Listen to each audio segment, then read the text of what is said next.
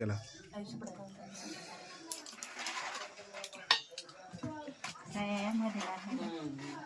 तर मित्रांनो, मांडे कसे बनवायचे हे आपण या ठिकाणी बघू शकता. यासाठी छानपैकी पुरणाचं सारण जे आहे ते भरलेलं आहे आणि हातावरती संपूर्ण मांडे जे आहेत ते तयार करताना तुम्ही बघू शकता. या प्रकारे त्यांना हातावरती मोठं करावं लागतं ते आणि या खापरावरती नंतर टाकून चुलीवरती छानपैकी शेकावं लागतं.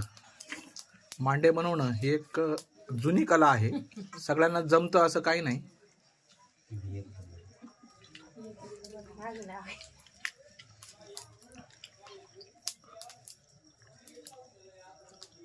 पण आमच्या सासूबाईंनी आमच्या मंडळीला पण ही कला शिकवलेली आहे. हे बघा,